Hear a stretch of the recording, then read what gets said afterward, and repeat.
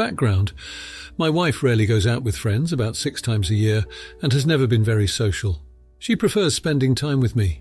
I am more social, but that has declined as we have focused on our family. We have a 2-year-old daughter. I spend time with the same 3 friends once a week for game night, sometimes in person, sometimes online.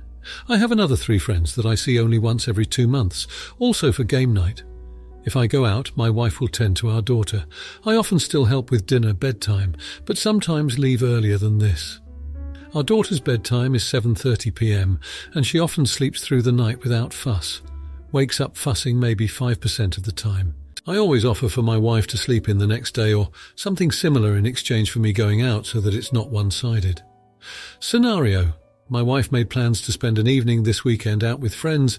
She would be out from 6 p.m. until late. After she made those plans, I was invited to my friend's birthday celebration with my second friend group. If I went, I would be gone from 5 p.m. until late. The last time I saw them was exactly 1 month ago. I brought this plan up with my wife as I wanted to make arrangements for a family member to take our daughter for the evening. She was irritated by this and argued that I should stay home. I have since spoken with a family member who is happy to take our daughter at 5 p.m. and have her stay the night, and I have communicated this to my wife. I made it clear that this will not affect her plans at all. I will be responsible for drop-off and pick-up of our daughter, and I will not ask anything of my wife because I understand that it is rare for her to have a night out like this, so I don't want her to change her plans at all. She still thinks that I should stay home. Her arguments: she says that since she always covers for me, I should also cover for her.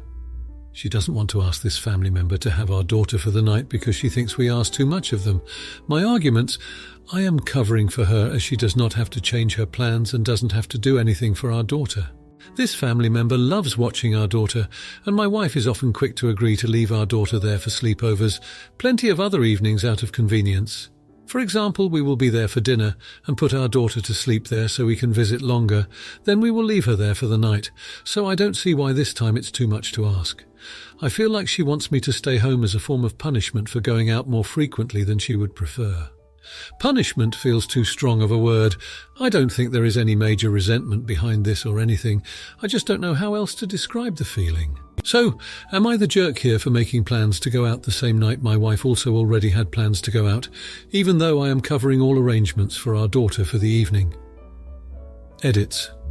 Not sure why everyone thinks I'm planning to get drunk, but I would not be drinking if I went to the birthday. I would also be the on-call parent and would tend to our daughter in case of any emergency. I used the word cover to describe solo parenting as that is the word my wife used when we spoke. Neither of us are the type of people to call parenting babysitting when it is solo. The punishment I am referring to is about missing out on celebrating with a friend. It is not referring to spending time with my daughter. Just because my wife only goes out 6 times a year does not mean that is her only free time. We have 5 evenings free every week where she can either do her own thing or we can spend it together. We share the evening on-duty time equally. The vast majority, like 90% or more of my time out, is spent after my daughter is asleep. The normal routine is for both of us to do dinner/bath/bed routine, and then for me to leave afterward. The family member I am referring to is on my wife's side. However, we are very close with them, and it is normal for me to talk to them directly. They feel just as much my family at this point as they are hers. The family member is also very experienced putting our daughter to bed without us being there. My daughter has her room at this family member's house as well as another's. This is because they care for our daughter on the 3 days a week where both my wife and I work so that we don't have to pay for daycare. We are extremely lucky to have such helpful family. And the reason she has her own room bed at these places isn't because we pawn her off there frequently. It is because she naps at these places 3 days a week and on occasional evenings. Both family members are empty nesters who admittedly love caring for our daughter and other young family members. We try to compensate them, but they often refuse, and they even go so far as to ask us to have our daughter over. Now for a few comments before the update. Comment 1. I think you're getting a lot of unfair flack, OP, but my judgment is a very, very soft. You're the idiot. Like, here's the thing. Your description and explanation of everything is extremely logical. I read your post and spent so much time scrolling through all the comments, completely unable to understand why everyone was attacking you and making assumptions. I genuinely could not comprehend how you could be in the wrong, given that neither of you would have to give up your night out and your daughter would be well taken care of. And if I were in your position, I'd absolutely want to go out and be completely stumped as to why so many thought I couldn't. But then I thought some more, and another commenter mentioned something about how this is about emotions, not logic, which was what helped me realize why you should stay home. Let me explain. Your wife doesn't just want to go out with her friends, she wants you to stay home with your daughter when she does. Not as punishment because you're always going out and she's always staying home with her. She wants you to stay home with her for 3 reasons as far as I can tell. First, the one she told you about how this family member already does so much for you guys. I know that you asked them, and they said they'd be happy to. I know you have a routine set up where you do this all the time, and I know that because of this, it seems ridiculous to assume that you'd be putting this family member out by asking for their help one more night. But here's the thing, she was probably already worried that you guys rely on this family member too much, and now here's a situation where you don't have to rely on them, so to her it probably feels that much more egregious and entitled to choose to take advantage of their kindness just so that you can have a night out. So to her, this is not an isolated event that can be looked at in a vacuum. It's the straw that breaks the camel's back, or rather, it's the iron pipe that you throw on top of all the straws. So regardless of whether or not your family member is happy to take care of your daughter that night, it will still stress your wife out that you're asking them to, and she won't be able to enjoy her night out. That alone is enough of a reason for me to think you should stay home, but there's 2 more. The second reason is that she wants you to stay home with your daughter. I know in other comments you said you spend a lot of time with her. I know you said you'd only have dinner and bedtime with her even if you did stay home. But I want you to look at it from your wife's perspective. She stays home alone with your daughter a lot more than you do. I'm sure that those nights alone with her entail the same dinner and bedtime, so not a whole lot of time on any given night. However, these nights add up. Your daughter is spending more time with your wife than you, and as a result they are building a deeper connection relationship. Does your wife perceive herself to be the primary caregiver? Emphasis on the perceive. It's not about whether she is based off a logical breakdown of time chores, it's about whether she thinks she is. And if she does, why further? Who does your daughter perceive to be her main parent? Who does she go to when she's hurt, or has a question, or has a nightmare, or needs something? Is it possible that the time/chores/stuff you do for your daughter household is more practical and less emotional, and therefore does not build as deep of a bond with your daughter as the work your wife does? Basically, I think your wife wants you to take this chance when you're alone with your daughter to build the same relationship with her that your wife has. She wants you and your daughter to have a closer relationship, for your daughter to know and rely on you as much as she does your wife. It's also possible she's tired of being the primary main and wants you to be equal parents. This night is just step 1 in that direction. Side note and observation. Your wife might be looking at things in the long-term trends, while you seem to be looking at things in an isolated, individual way. Keep that in mind for future disagreements. The last reason, and I know the most important one, is that she wants you to stay home. It honestly doesn't really matter if it's logical. It doesn't really matter if you don't need to. It doesn't really matter if someone else can watch her, and you can both have your night out. She's asking you to stay home. Staying home would make her happy. You should do it. It's a small ask and doesn't put you out too much. Yeah, it sucks you won't get to see your friends and celebrate their birthday, but if they mean that much to you, then you should organise another night out for you to spend with them to make up for it. I know that just on principle it seems unreasonable, and you still might not get it. And maybe you're even worried about slippery slopes and not wanting to entertain crazy demands just to make the wife happy. But ask yourself, does she always make unreasonable demands? Is this a running theme? Or is it that every so often she asks for something that you can't understand why, but it wouldn't be the hardest thing for you to do? Because there are times where we can't really understand the reason why someone does something, but we can accept that they do and respond accordingly. Your choice here is to use logic to deny your wife's feelings, or to accept that she feels the way she does and do what you can to make her happy. That's why my judgment is, you're the idiot and not no idiots here. It's because while logically you may be right, and that's only if the first 2 reasons I offered were wrong, your wife is having emotions and the kind thing to do would be to acknowledge that and do what you can to help, even if it involves a bit of sacrifice. This TikTok. About logic, emotions and empathy is some good food for thought and informed a lot of my perspective. Hope it helps. Comment 2, you're the idiot. Not a big one, but this is more about the emotional load than logical reasoning. Your wife is likely not going to be enjoying herself the same way she would if you had stayed at home. She isn't necessarily going to worry all night, But she will be aware that your daughter is out of the house. She's going to mentally check in. Now they are driving over, now she's likely settling down, now you are picking her up, time for bed again.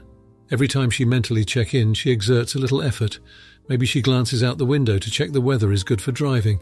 Maybe she checks her watch or phone to see if you called. However, even the energy of simply having a thought adds up. If your wife is like many parents I know, especially the main caregivers, she is always alert. She's always on. You being home with your daughter doesn't turn that off, but it does lessen the amount that it happens. The mental load of knowing your child is as safe as possible with their other parent is different from knowing they are driving around and at another house. It doesn't matter how safe it is. Travel needs more attention than staying home. You get to go out. You get mental breaks from parenthood. She doesn't get the same breaks. She's asking for one now. You need to decide. Does it really matter who's right here? Your wife is unhappy. This is a rare occurrence for her that means a lot, and you see your friends all the time. Even if you think my reasoning is completely irrelevant, is this birthday party really worth it? ETA. When posts get this big, I like to channel that energy as much as possible towards doing some good in the real world, especially when at the moment, for me, being able to comment at all on something small and innocuous, like an internet stranger deciding whether to use a babysitter, currently feels like a luxury. I don't take it for granted. www.nami.org is the National Alliance on Mental Illness. They accept donations and have one hotline available for everyone and one specifically for teens and young adults. www.2020mum. Org is the Policy Centre for Maternal Mental Health, aka 2020 Mum. They advocate for policies in America that support the mental health of pregnant women and all parents. For those who are focused on wanting to help those affected by bigger issues like war, conflict and natural disasters due to recent and not so recent events, has articles and lists of reliable charities for helping those in specific war zones and other dire situations. Donations are obviously not the only way to do good. Things as small as being mindful to be patient and kind makes everything a little bit better. Wishing everyone both strong internet and real-world communities and support systems. Comment 3. You're the idiot. Really inconsiderate here. Parenting your daughter isn't a punishment. It's what happens when you decide to have a child with your wife. You go out much more often than she does. Your wife understandably wants you to take care of her for one night and amp. I totally understand not trusting even family with her if that's the issue. Most CSA comes from family. Disregarding any of that, you're her father and she's your daughter. Why is it so hard for you to watch her? Shirking the responsibility onto someone else instead of watching her for one night is wrong. Your friend should understand you have a child and can't go out whenever. Grow up, she's your child too. Now for the update. After our last disagreement about both of us going out on the same evening, I thought we'd reach some form of understanding. My wife seemed to soften slightly, although she was still a touch annoyed with me, but I had no idea of the storm that was brewing. 2 weeks after our argument, a dear friend of mine got diagnosed with a terminal illness. It was a swift and devastating blow to everyone in our friend circle. In the midst of this upheaval, my wife received a promotion at work. It was something she'd been working hard for, and she was ecstatic. Yet with my friend's diagnosis, the nature of my outings changed. Game nights turned into hospital visits, and the frequency of my outings increased. I was spending more time at the hospital than at home, and I could see it was beginning to strain our relationship. Nevertheless, my wife was supportive and understanding as she'd ever been. Then came the day of her company's grand celebratory dinner for all the newly promoted employees. It was a big day for her, something she'd been looking forward to for weeks. That same evening, my friend was on his deathbed. He'd asked to see all of us one last time. I was torn. I knew how important my wife's event was to her, how much she deserved to be celebrated. But also, I couldn't ignore my dying friend's last wish. I suggested hiring a babysitter or asking our family member to watch over our daughter again, but my wife was against it. She argued we couldn't keep burdening others with our responsibilities. In the end, I chose to be by my friend's side. I figured my wife had her co-workers to celebrate with, while my friend had no one but us, his friends. When I came back that night, the look on my wife's face said it all. Her eyes were filled with a profound silent disappointment. I'd let her down on her special day. It's been a week since then. The awkward silences and cold interactions have become a norm. I know I hurt her. I just didn't know what else to do. I've tried apologizing, explaining my perspective, but it feels like we're at a stalemate. I can't help but worry if this will be the wedge that drives us apart. Now for the comments. Comment 1. Not the idiot. You were put in a difficult situation and had to make a choice between two important events. Your friend, faced with a terminal illness and asking to see everyone for the last time, obviously needed emotional support and comfort. It's a hard situation, but it's important to prioritize people's feelings and needs in their most trying times. Yes, your wife's company dinner was important, but it's also important to remember that there will be other dinners and other opportunities for celebrating. It's essential that you communicate this with your wife and explain your reasoning. It's possible that she's also struggling with the situation and may need reassurance that she's still important to you. Comment 2. You're the idiot. While your friend's terminal diagnosis is a tragic circumstance, it's crucial to maintain balance in your relationships. Your wife had an important event on the same day, and your absence likely made her feel unimportant and neglected. This could have been a pivotal moment in her career, and she may have needed your support there. It's essential to remember that in a marriage, both parties need to feel supported and valued. Perhaps a better course of action would have been to discuss the situation with your wife and find a compromise that would have satisfied both parties. Comment 3. No idiots here. It sounds like a truly unfortunate situation where there was no right or wrong choice. You were between a rock and a hard place, needing to choose between supporting a dying friend and being there for your wife's important event. It's understandable why you chose to be with your friend. Those moments are irreplaceable. On the other hand, your wife's disappointment is also valid. With a lack of communication, she may have felt like she wasn't a priority. Going forward, it's important to have an open and honest conversation about how both of you felt and how you can support each other in the future. Now for the next story. So I have a daughter who's 14, my husband is 41, and I'm 38. My daughter Courtney is really into Y2K style right now. It's more Bratz dolls, less real early 2000s fashion. She receives a monthly allowance from us to have a little autonomy. Last week she went to a thrift store with her older sister and bought the ugliest tie-dye mini-skirt imaginable. It is brownish and honestly looks like she had a poop accident, as one of the stains is around her bum area. Yesterday she came down wearing that skirt. Her grandma said, "Absolutely not, that is too short, go change." My daughter started protesting and asked me about it. I said that the length was fine, but I did not want her to go out in something that makes her look like she had an accident. My mother-in-law started shooting daggers at me after I said that. My daughter went upstairs and changed into a pair of shorts.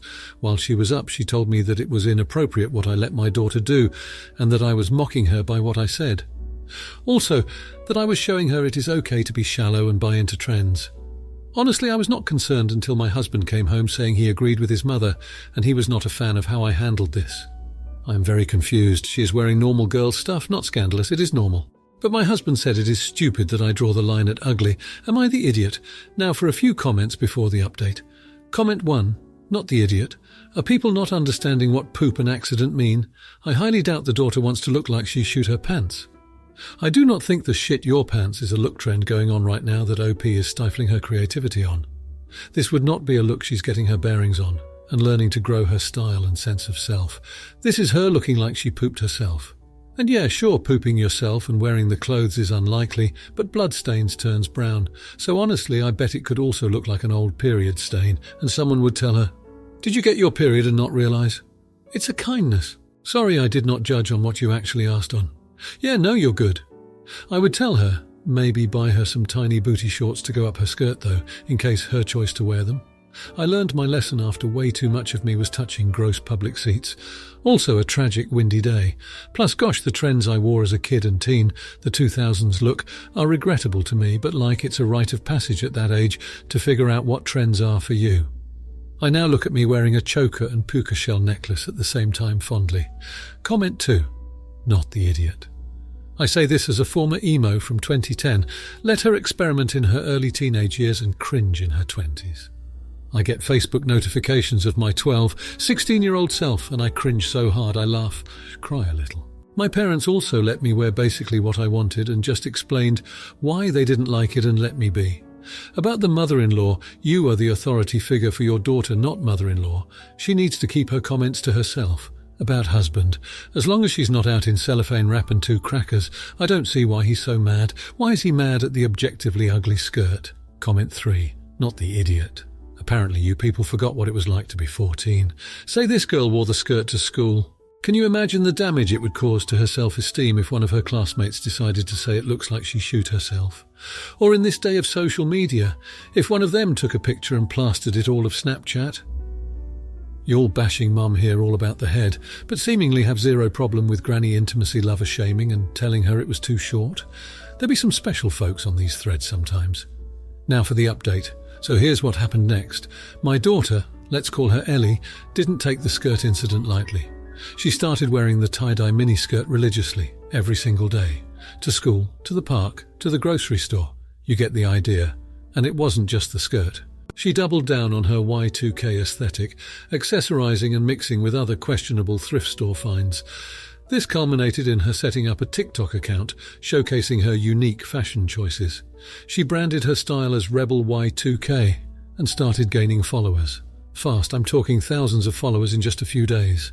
She was getting comments like iconic and slay queen from complete strangers. It was a bizarre turn of events. Then the mother-in-law got involved. She saw the TikTok account, and to everyone's surprise, she started defending Ellie. She even went as far as to post a picture of herself from the 70s in an equally questionable outfit and captioned it #Rebel before it was cool. It was baffling, but here's where things take an unexpected turn. One day, Ellie comes home from school and announces that she's been selected to represent the school in a citywide style competition for teenagers. Apparently, the judges were impressed by her courage to be different and her retro-modern style. I couldn't believe what I was hearing. Needless to say, my husband was over the moon. He's always been supportive of Ellie's unique choices. He even suggested that I should go shopping with Ellie so I can understand her style better. I grumbled, but I agreed. As we were shopping for her competition outfit, Ellie broke down. She told me that she wasn't trying to be inappropriate or rebellious. She just wanted to express herself. She was hurt by my initial reaction to her skirt, but she also admitted that it gave her the push to embrace her style fully. I apologized and we had a long, heartfelt talk. I even helped her pick out an outfit for the competition. It was a tie-dye jumpsuit. Yes, you read that right, a full-on tie-dye jumpsuit. But incredibly, it looked good on her. Unique but good. So that's where we are. Ellie's competition is next week and she's all pumped up. I'm still baffled by how everything happened, but if there's one thing I learned, it's that I should never underestimate my daughter's passion and resilience, and yes, maybe even her fashion sense. Now for the comments. Comment 1. Not the idiot. It's completely normal for a teenager to want to express themselves through fashion, and it's great that Ellie has found a style that she's comfortable with and is gaining recognition for. The initial reaction was misguided, but understandable given that this is a new territory for you as a parent. However, what's important is you realized your mistake and made amends. Encouraging Ellie to pursue her passion and supporting her in the style competition is a great step forward. Comment 2. Not the idiot. It's important to remember that fashion and style are subjective and can be a powerful form of self-expression. Ellie is finding her identity, and it's wonderful that she has such a supportive family who are willing to put aside their own preconceptions to support her. Your mother-in-law's photo from the 70s shows that trends come and go, and it's not about the clothes themselves, but how Ellie feels in them that matters most. Comment 3. Not the idiot. It's exciting to see Ellie's passion for fashion and personal style being acknowledged not just on social media, but also in her school and wider community. Your initial reaction doesn't make you TA, as it's often challenging for parents to adjust to their children's changing interests and identities. The key is that you were able to reflect and change your perspective. Your support will mean the world to Ellie and only strengthen the bond between you two. If you like this video, you'll probably like these too. Also, while you're here, please consider subscribing. It's your support that keeps this channel alive and allows me to make better and longer videos. Have a great day.